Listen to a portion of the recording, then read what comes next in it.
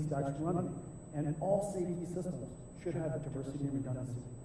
Well, our vision is that someday, every single car, every single truck will be autonomous, and we've been working towards that future. This entire stack is vertically integrated, of course, in the case of Mercedes-Benz. We built the entire stack together, we're going to deploy the car, we're going to operate the stack, we're going to maintain the stack for as long as we shall live. However, like everything else we do as a company, we build the entire stack, but the entire stack is open for the ecosystem. And the ecosystem, working with us to build L4 and robo-taxis, is expanding and it's going everywhere. I fully expect this to be, well, this is already a giant business for us. It's a giant business for us because they use it for training data, processing data, and training their models. They use it for synthetic data generation.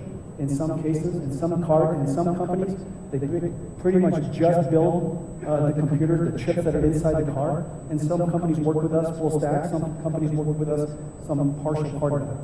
Okay, so it doesn't matter how much you decide to use. You know, my only request is use a little bit of the video wherever you can, and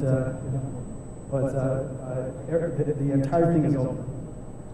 Now, this is going to be the first large-scale, mainstream AI, physical AI market. And this is now, I think we can all agree, fully here. And this inflection point of going from not autonomous vehicles to autonomous vehicles is probably happening right about this time.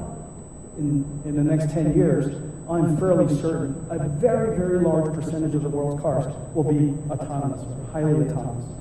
But this basic technique that I just described, in using the three computers, using synthetic data generation and simulation, applies to every form of robotic systems. It could be a robot that is just an articulator, a manipulator. Maybe it's a mobile robot. Maybe it's a fully humanoid robot.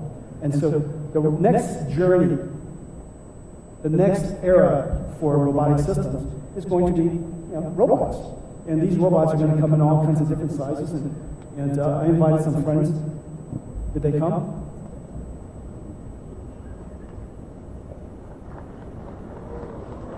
Hey guys, hurry up. I got a lot of stuff to cover. Come on, hurry. Did you tell R2-D2 you're going to be here? Did you? And C-3PO? Okay, all right, come here. Now one of the things that's really, you have Jetsons. They have little Jetson computers inside them. They're trained inside Omniverse. And how about this? Let's show everybody the simulator that you guys learned how to be robots in. You guys want to look at that? Okay, let's look at that. Run it, please.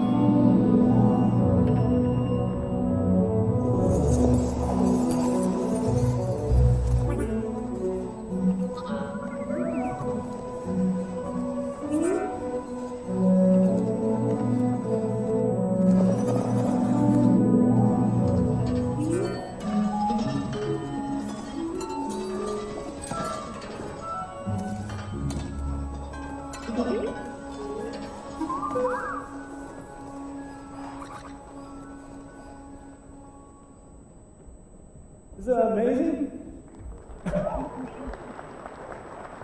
That's how you learn to be a robot. You did it all inside Omniverse. And the robot simulator is called Isaac. Isaac Sim and Isaac Lab. And anybody who wants to build a robot, nobody's going to be as cute as you. But now we have look at all these friends that we have building robots. We're building big ones. No, like I said, nobody's as cute as you guys are. But we have Neurobot and we have Agibot over there.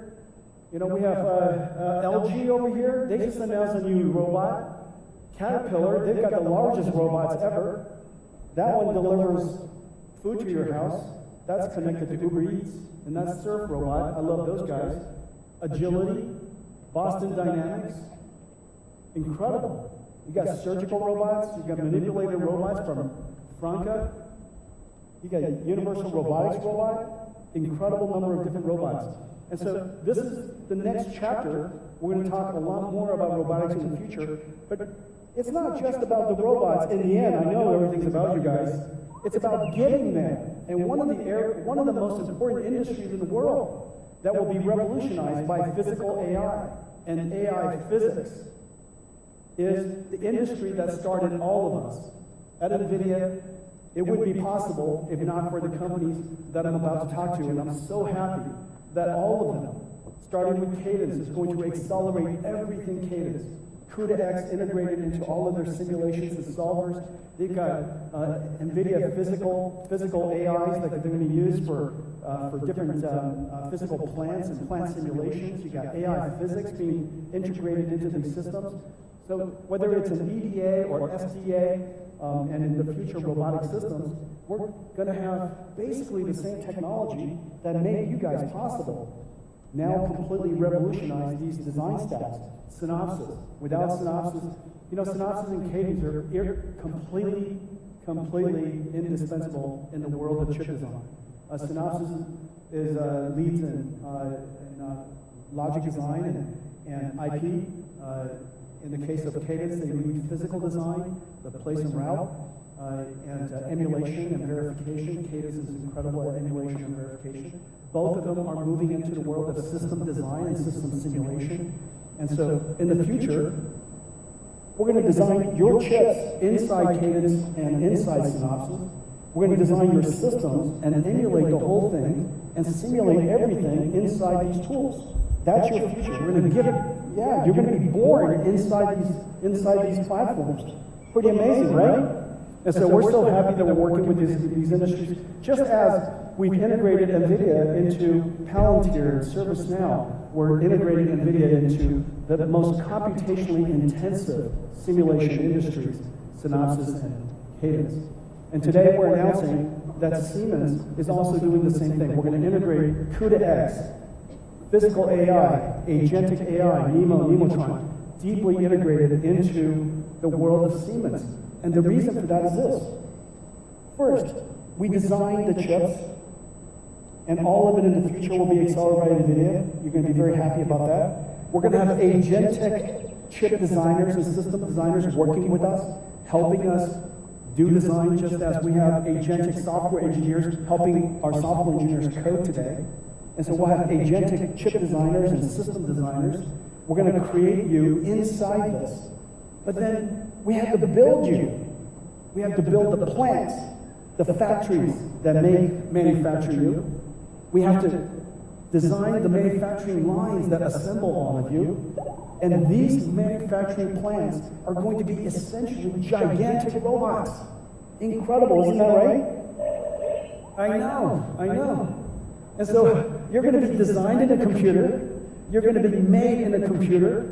You're going to be tested and evaluated in a computer long before you have to spend any time dealing with gravity. I know. Do you know how to deal with gravity? Can you jump? Can you jump?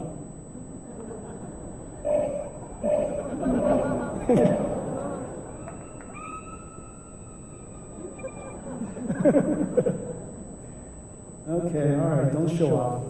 Okay, so now the industry that made NVIDIA possible. I'm just so happy that now the technology that we're creating is at a level of sophistication and capability that we can now help them revolutionize their industry. And so what started with them, we now have the opportunity to go back and help them revolutionize theirs. Let's take a look at the stuff that we're going to do with Siemens. Breakthroughs in physical AI are letting AI move from screens to our physical world. And just in time, as the world builds factories of every kind for chips, computers, life-saving drugs, and AI. As the global labor shortage worsens, we need automation powered by physical AI and robotics more than ever. This, where AI meets the world's largest physical industries, is the foundation of NVIDIA and Siemens' partnership. For nearly 2 centuries, Siemens has built the world's industries. And now, it is reinventing it for the age of AI. Siemens is integrating NVIDIA CUDA-X libraries, AI models, and Omniverse into its portfolio of EDA, CAE, and digital twin tools and platforms. Together, we're bringing physical AI to the full industrial lifecycle. From design and simulation to production and operations. We stand at the beginning of a new industrial revolution, the age of physical AI, built by NVIDIA and Siemens for the next age of industries. Incredible, right, guys? What do you think? All right, hang on tight. Just hang on tight. And so this is, if you look at the world's models, there's no question OpenAI is the leading token generator today. More OpenAI tokens are generated than just about anything else. The second largest is probably open models. And my guess is that over time, because there are so many companies, so many researchers, so many different types of domains and modalities, that open source models will be by far the largest. Let's talk about somebody really special. You guys want to do that? Let's talk about Vera Rubin. Vera Rubin, yeah, go ahead. She's an American astronomer. She was the first to observe. She noticed that the tails of the galaxies were moving about as fast as the center of the galaxy. Well, I know, it makes no sense. It makes no sense. Newtonian physics would say, just like the solar system, the planets further away from the sun is circling the sun slower than the planets closer to the sun. And therefore, it makes no sense that this happens unless there's invisible bodies, we call them, she discovered dark matter, that occupy space even though we don't see it. And so Vera Rubin is the person that we named our next computer after her. Isn't that a good idea? I know. Okay, Vera Rubin is designed to address this fundamental challenge that we have. The amount of computation necessary for AI is skyrocketing. The demand for NVIDIA GPUs is skyrocketing. It's skyrocketing because models are increasing by a factor of 10, an order of magnitude every single year. And not to mention, as I mentioned, O1's introduction was an inflection point for AI. Instead of a one-shot answer, inference is now a thinking process. And in order to teach the AI how to think, reinforcement learning and very significant computation was introduced into post-training. It is no longer supervised fine-tuning, or otherwise known as imitation learning or supervision training. You now have reinforcement learning, essentially the computer trying different iterations itself, learning how to perform a task. The amount of computation for pre-training, for post-training, for test time scaling has exploded as a result of that. And now, every single inference that we do, instead of just one shot, the number of tokens, you could just see the AIs think, which we appreciate. The longer it thinks, oftentimes it produces a better answer. And so test time scaling causes the number of tokens to be generated increase by 5x every single year. Not to mention, meanwhile, the race is on for AI. Everybody's trying to get to the next level. Everybody's trying to get to the next frontier. And every time they get to the next frontier, the last generation AI tokens, the cost starts to decline, about a factor of 10x every year. The 10x decline every year is actually telling you something different. It's saying that the race is so intense. Everybody's trying to get to the next level, and somebody is getting to the next level. And so therefore, all of it is a computing problem. The faster you compute, the sooner you can get to the next level of the next frontier. All of these things are simultaneously happening at the same time. And so we decided that we have to advance the state of the art of computation every single year, not 1 year left behind. And now we've been shipping GB200s a year and a half ago. Right now we're in full-scale manufacturing of GB300. And if Vera Rubin is going to be in time for this year, it must be in production by now. And so today I can tell you that Vera Rubin is in full production.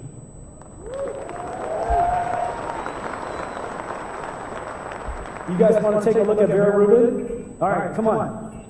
Play it, please. Vera Rubin arrives just in time for the next frontier of AI. This is the story of how we built it. The architecture, a system of 6 chips, engineered to work as one, born from extreme co-design. It begins with Vera, a custom-designed CPU, double the performance of the previous generation, and the Rubin GPU. Vera and Rubin are co-designed from the start to bidirectionally and coherently share data faster and with lower latency. Then, 17,000 components come together on a Vera Rubin compute board. High-speed robots place components with micron precision before the Vera CPU and 2 Rubin GPUs complete the assembly. Capable of delivering 100 petaflops of AI, 5 times that of its predecessor. AI needs data, fast. Connect X9 delivers 1.6 terabits per second of scale-out bandwidth to each GPU. Bluefield 4 DPU offloads storage and security, so compute stays fully focused on AI. The Vera Rubin compute tray, completely redesigned with no cables, hoses, or fans, featuring a Bluefield 4 DPU, 8 Connect X9 NICs, 2 Vera CPUs, and 4 Rubin GPUs. The compute building block of the Vera Rubin AI supercomputer. Next, the 6th generation NVLink switch. Moving more data than the global internet, connecting 18 compute nodes, scaling up to 72 Rubin GPUs, operating as one. Then, Spectrum X Ethernet Photonics. The world's first Ethernet switch with 512 lanes and 200 gigabit capable co-packaged optics scale out thousands of racks into an AI factory. 15,000 engineer years since design began. The first Vera Rubin NVL72 rack comes online. 6 breakthrough chips, 18 compute trays, 9 NVLink switch trays, 220 trillion transistors, weighing nearly 2 tons. One giant leap to the next frontier of AI. Rubin is here.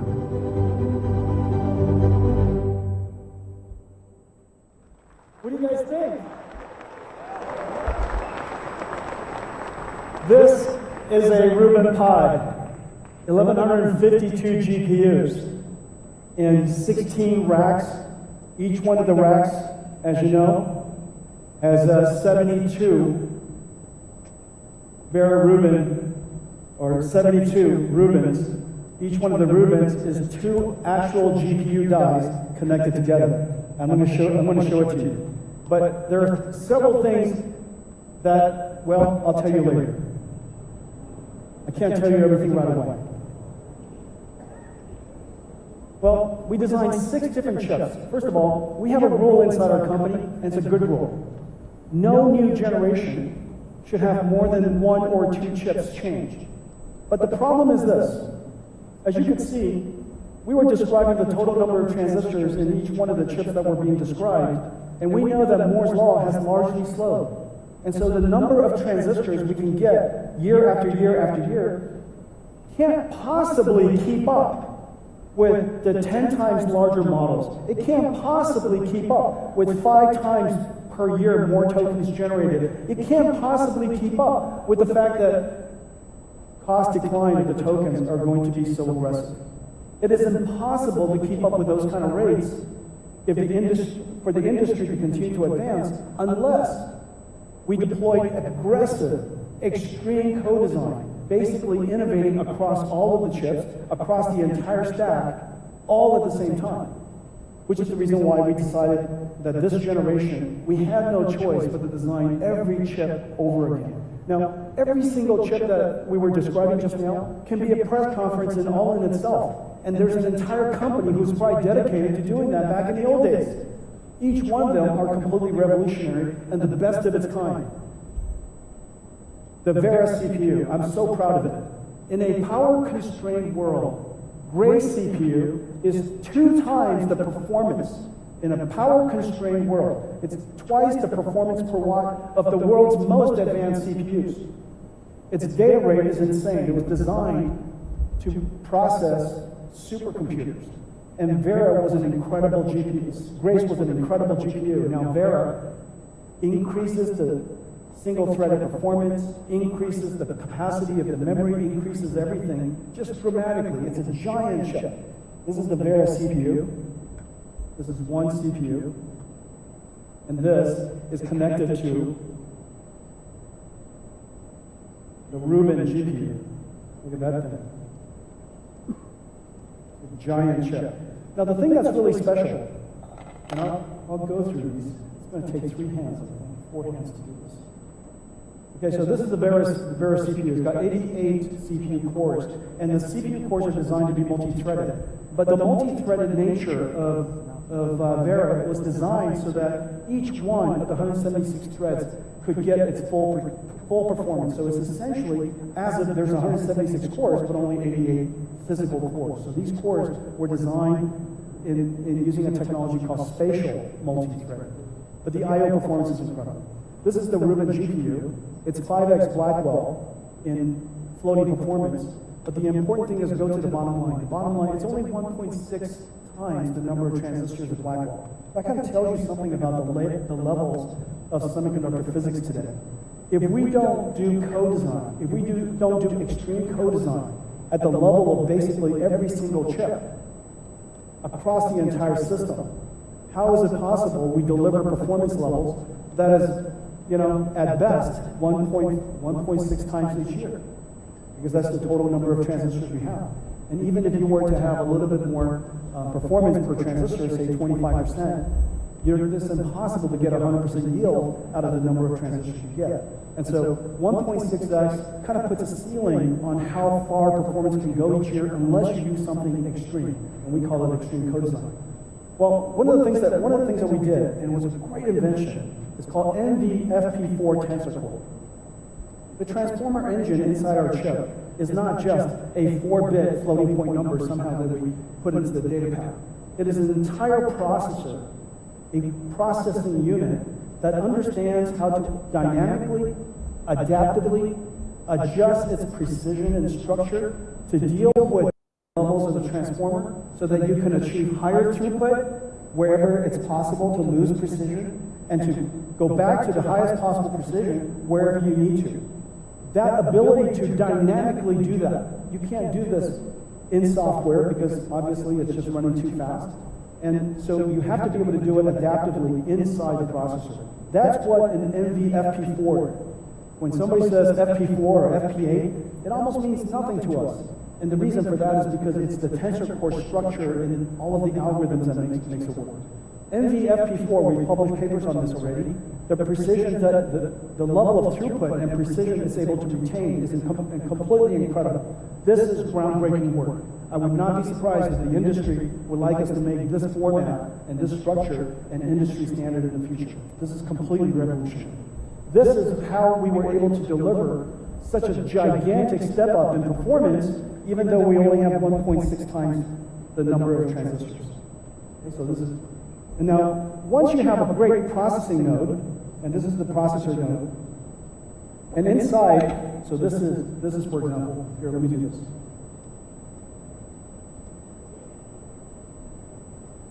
This is, wow, super heavy. You have to be a CEO in really good shape to do this job. All right? So this thing is, I'm going to guess, this is probably, I don't know, a couple of 100 pounds.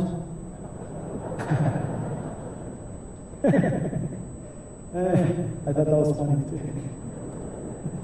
Come on, it could have been. Everybody's going, I don't think so. All right, so look at this. This is the last one. We revolutionized the entire MGX chassis. This node, 43 cables, 0 cables, 6 tubes, just 2 of them here. It takes 2 hours to assemble this. If you're lucky, it takes 2 hours. And of course, you're probably going to assemble it wrong. You're going to have to retest it, test it, reassemble it. So the assembly process is incredibly complicated. And it was understandable as one of our first supercomputers that's deconstructed in this way. This, from 2 hours to 5 minutes.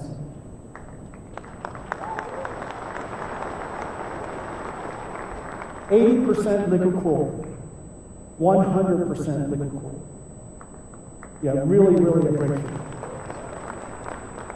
Okay, so this is the new compute chassis, and what connects all of these to the top of the rack switches, the east-west traffic, is called the Spectrum X NIC.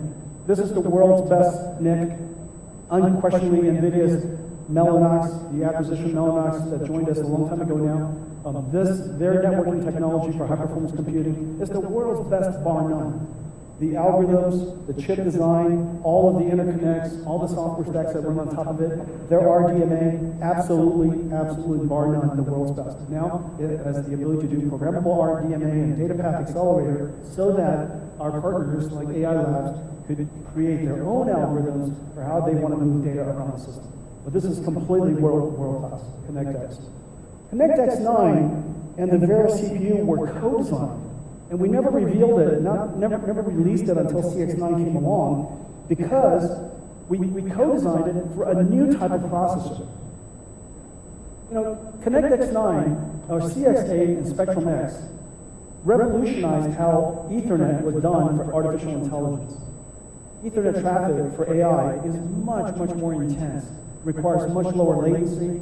The instantaneous surge of traffic is unlike anything Ethernet sees. And so we created Spectrum X, which is AI Ethernet. 2 years ago, we announced Spectrum X. NVIDIA today is the largest networking company the world has ever seen.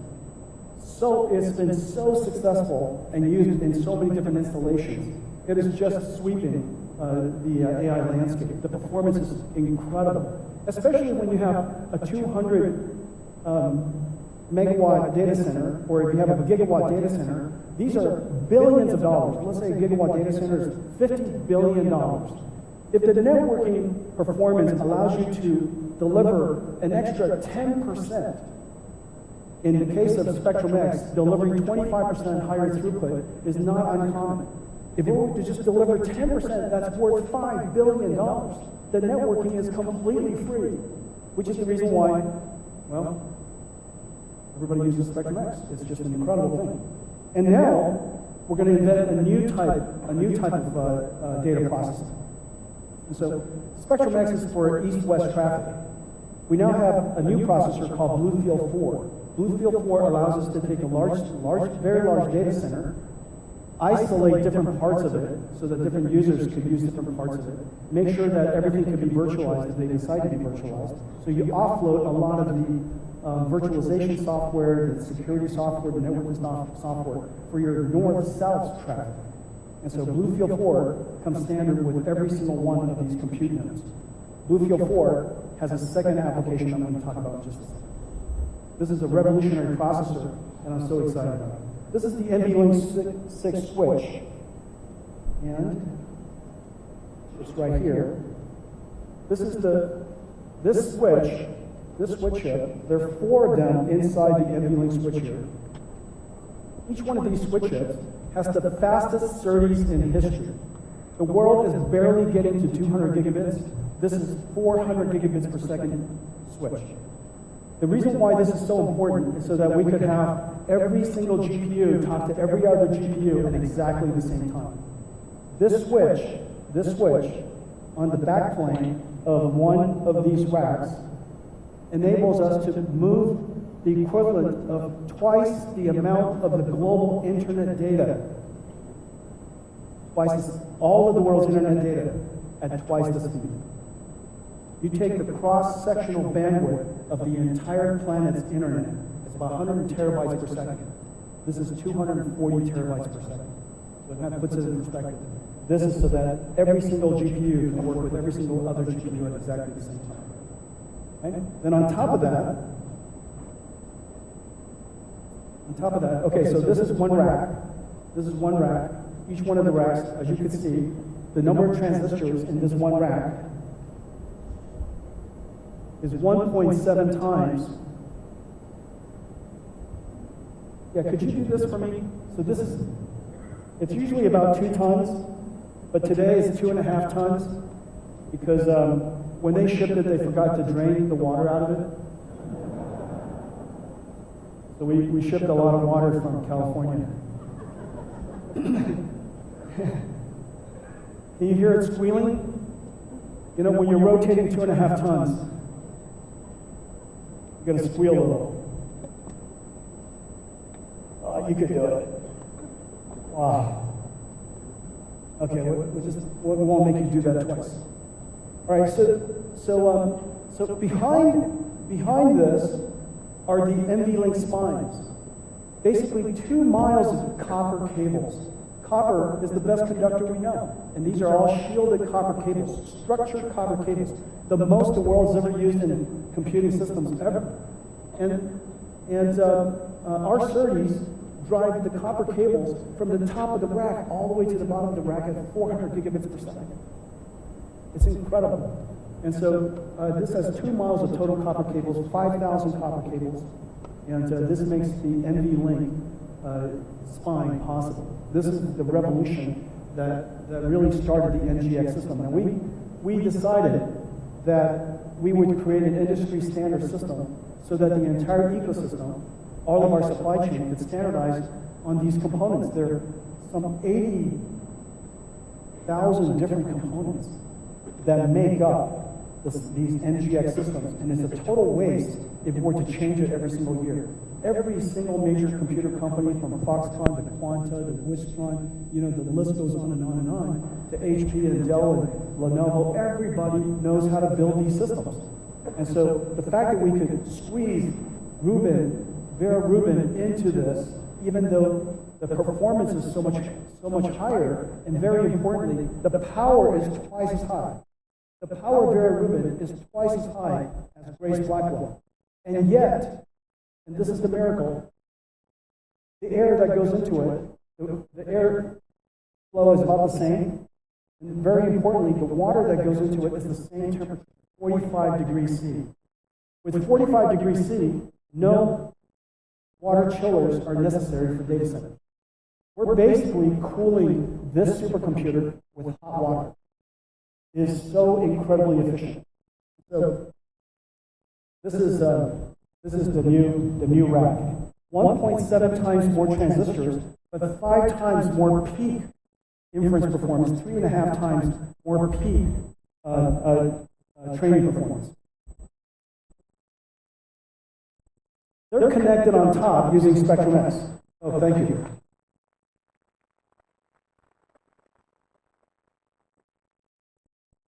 This is the world's first manufacturing chip using TSMC's new process that we co-innovated called silicon photonics, integrated silicon photonics process technology.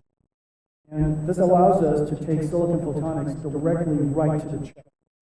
And this is 512 ports at 200 gigabits per second. And this is the new Ethernet AI switch, Spectrum X Ethernet switch. Look at this giant chip. What's really amazing is it's got silicon photonics. And lasers come in. Lasers come in through here. Lasers come in through here. The optics are here. They connect out to the rest of the data center. This I'll show you in a second, but this is on top of it. This is the new Spectrum X silicon photonics. And we have something new I want to tell you about. So just as I mentioned, a couple of years ago, we introduced Spectrum X so that we could reinvent the way that networking is done. Ethernet is really easy to manage, and everybody has an Ethernet stack, and every data center in the world knows how to deal with Ethernet. And the only thing that we were using at the time was called InfiniBand, which is used for supercomputers. InfiniBand is very low latency, but of course the software stack, the entire manageability of InfiniBand is very alien to the people who use Ethernet. So we decided to enter the Ethernet switch market for the very first time. Spectrum X, that just took off. It made us the largest networking company in the world, as I mentioned. This next generation Spectrum X is going to carry on that tradition. But just as I said earlier, AI has reinvented the whole computing stack. Every layer of the computing stack. It stands to reason that when AI starts to get deployed in the world's enterprises, it's going to also reinvent the way storage is done. Well, AI doesn't use SQL. AI uses semantics information. And when AI is being used, it creates this temporary knowledge, temporary memory we call KV cache. Key-value combinations, but it's a KV cache, basically the cache of the AI, the working memory of the AI. And the working memory of the AI is stored in the HBM memory. Every single token, the GPU reads in the model, the entire model. It reads in the entire working memory, and it produces one token. And it stores that one token back into the KV cache. And then the next time it does that, it reads in the entire memory, and then streams it through our GPU, and then it generates another token. Well, it does this repeatedly, token after token after token, and obviously, if you have a long conversation with that AI, over time, that memory, that context memory is going to grow tremendously. Not to mention the models are growing, the number of terms that we're using the AIs are increasing. We would like to have this AI stay with us our entire life and remember every single conversation we've ever had with it. Right? Every single liquid research that I've asked it for. Of course, with the number of people that will be sharing the supercomputer is going to continue to grow. And so this context memory, which started out fitting inside an HBM, is no longer large enough. Last year, we created Grace Blackwell's very fast memory we call fast context memory. That's the reason why we connected Grace directly to Hopper. That's why we connected Grace directly to Blackwell, so that we can expand the context memory. But even that is not enough. So the next solution, of course, is to go off onto the network, the north-south network, off to the storage of the company. But if you have a whole lot of AIs running at the same time, that network is no longer going to be fast enough. So the answer is very clearly to do it differently. So we created Bluefield 4 so that we could essentially have a very fast KV cache context memory stored right in the rack. And so I'll show you in just one second, but there's a whole new category of storage systems. And the industry is so excited because this is a pain point for just about everybody who does a lot of token generation today. The AI labs, the cloud service providers, they're really suffering from the amount of network traffic that's being caused by KV cache moving around. And so the idea that we would create a new platform, a new processor, to run the entire Dynamo KV cache context memory management system, and to put it very close to the rest of the rack is completely revolutionary. So this is it. It's right here. So this is all the compute nodes. Each one of these is NVLink 72. So this is Vera Rubin NVLink 72. 144 Rubin GPUs. This is the context memory that's stored here. Behind each one of these are 4 blue fields. Behind each blue field is 150 terabytes of memory, context memory. And for each GPU, once you allocate it across, each GPU will get an additional 16 terabytes. Now, inside this node, each GPU essentially has 1 terabyte.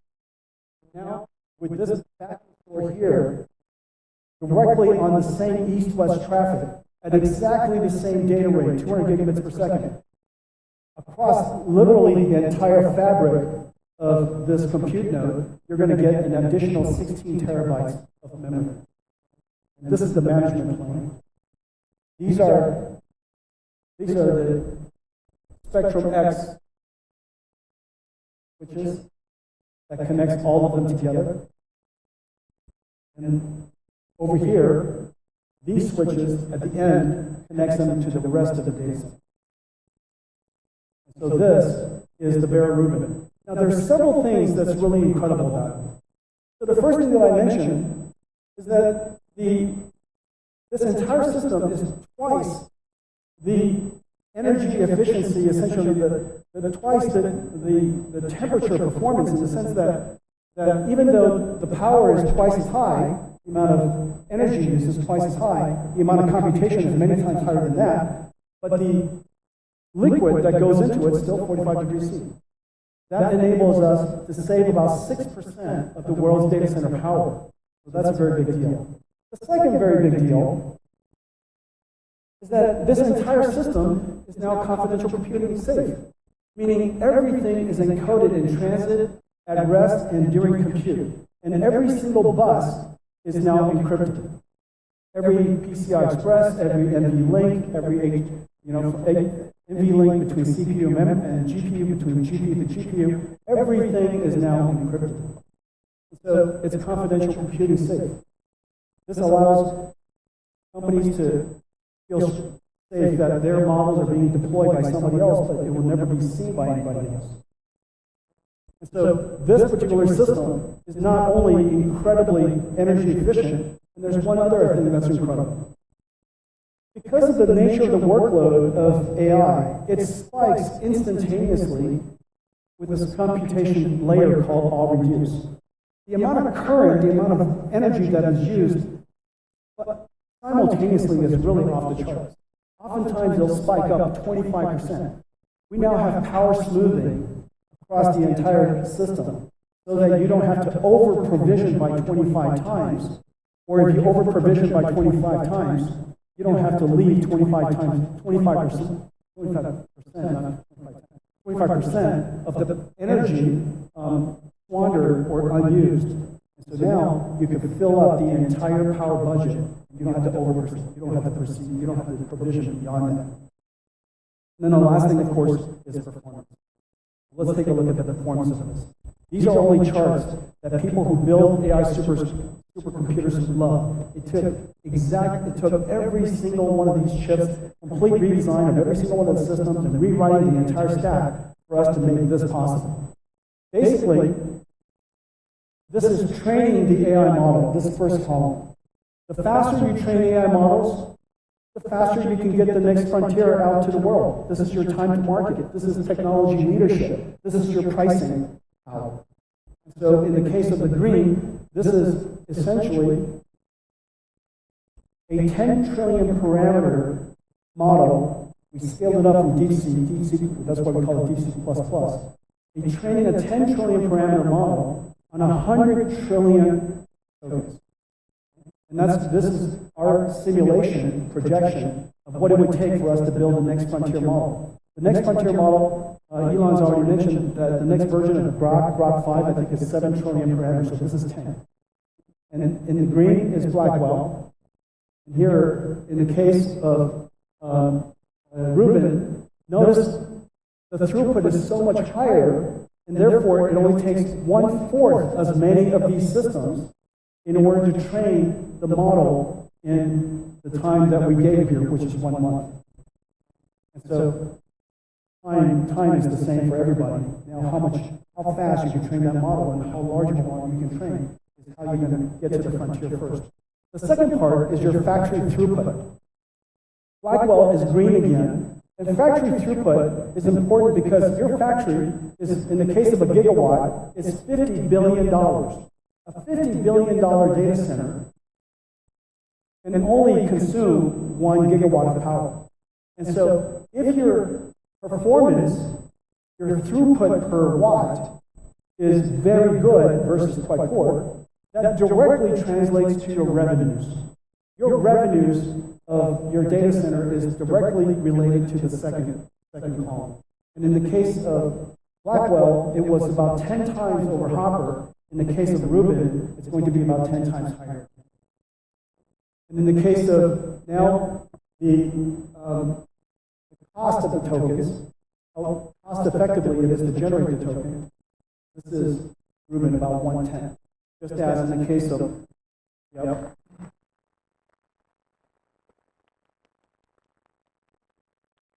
So this is how we're going to get everybody to the next frontier, to push AI to the next level, and of course, to build these data centers energy efficiently and cost efficiently.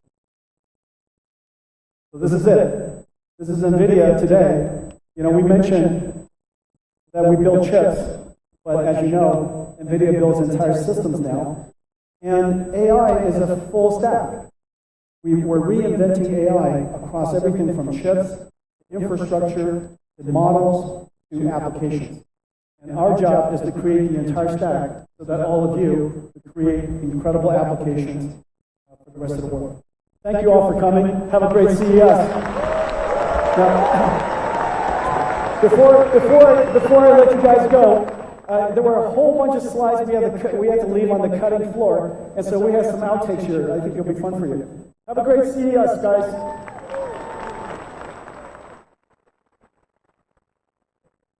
And cut. NVIDIA Live at CES Take 4, Marker. Boom mic. Action. Sorry, guys. Platform shift, huh?